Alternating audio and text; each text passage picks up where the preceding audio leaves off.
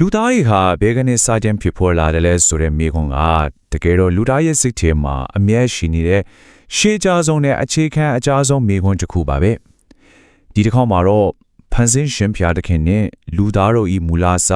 လောအမီယာရဲ့စာရန်တစ်ခုက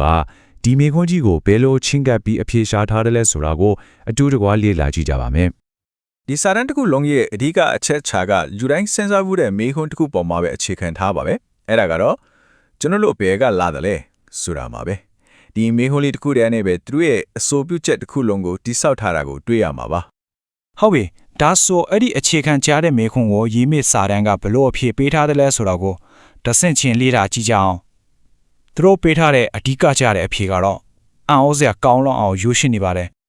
စာတန်းရဲ့အဓိကကြိုးကြောင်းဆင်ခြင်မှုကဒီလိုပါဥပမာလမ်းမှာအိုးလုံးကိုတွေးလိုက်ရင်အဲ့ဒီအိုးကိုလုတ်တဲ့အိုးထိန်သမားတယောက်ရှိကိုရှိရမယ်ဆိုတာကျွန်တော်တို့သိကြပါတယ်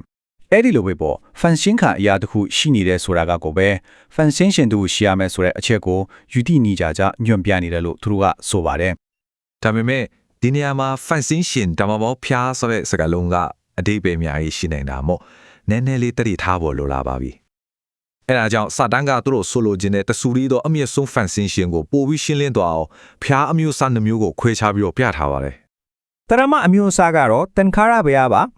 စာတန်းရဲ့အဆိုအရာဒါတွေဟာအချိန်ကာလရဲ့တက်ရောက်မှုကိုခံရတဲ့တနည်းမွန်းရဲ့ပျက်စီးနိုင်တဲ့တခါနေရာမှာလူကိုယ်တိုင်ကဖန်တီးထားတဲ့နတ်ဖျားတွေဖြစ်ပါတယ်အထူးအချက်ကတော့သူတို့ကထာဝရမတည်မြဲဘူးဆိုတာပါပဲ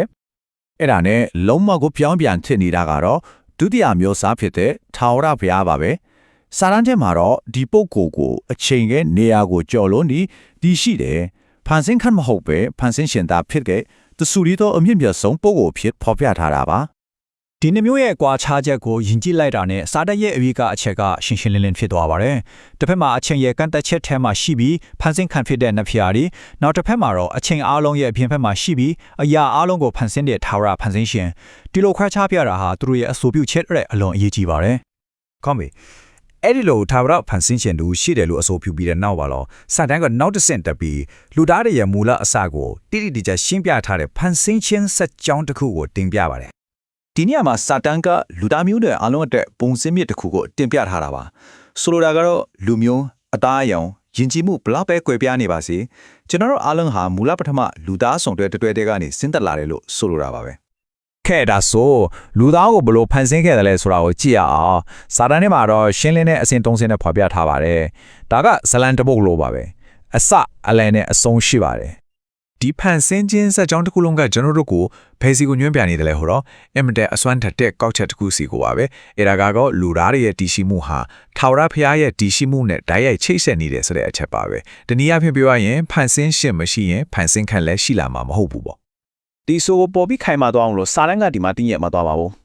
ထာဝရဘုရားဟာအရာအလုံးထက်ရှေးဦးကြတယ်ဆိုတာကိုတက်တည်ပြဖို့အတွက်တမိုင်းနဲ့ဘာသာရေးဆိုင်ရာအနိုင်ရင်ချက်တချို့ကိုတွန်းပြီးထပ်ပြီးတော့အားဖြည့်ထားတာကိုတွေ့ရမှာပါဒီဇီယာကတော့စာတန်းထဲမှာပါတဲ့ကြိုးကြောင်းဆင်ခြင်မှုကိုပတ်လိုက်မှုမရှိဘဲရှင်းရှင်းလင်းလင်းမြင်တအောင်ပြပေးထားတာပါအဲ့တော့စာတန်းကဘယ်လိုနိုင်ချင်ပြထားလဲဆိုတာကိုပဲကြားလို့တယောက်ရဲ့ရွှေထောင်ကနေတင်ပြထားပါမယ်ဆိုတော့ဒီနိုင်ရှင်မှုတွေအားလုံးကနေသူတို့ပြောချင်တဲ့အဓိကချက်ကတစ်ခုတည်းပါပဲအဲ့ဒါကတော့စာတန်းရဲ့အဆိုအရလူသားတွေနဲ့ဒီကမ္ဘာလောကကြီးတစ်ခုလုံးမရှိသေးခင်ကတည်းကထာဝရဘုရားဟာအရင်ဆုံးတည်ရှိနေငယ်ပြီးသားဆိုတာပါပဲဒီလိုတည်ပြချက်တွေနိုင်ရင်ချက်တွေအားလုံးကိုချပြပြီးတဲ့နောက်မှာစာတန်းက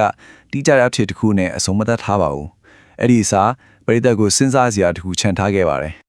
အဲ့ဒါကြောင့်ဒီတင်ပြချက်တစ်ခုလုံးရဲ့အနှစ်ချုပ်အနေနဲ့ဒီမေကုန်းလေးနဲ့ပဲအဆုံးသတ်လိုက်ပါစေ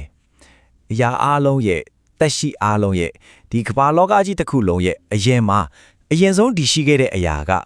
တကယ်ပဲဘာဖြစ်မလဲဒါဟာစာတန်းကကျွန်တော်တို့ကိုအလေးနဲ့ထားစဉ်းစားစေချင်တဲ့အချက်ပါပဲ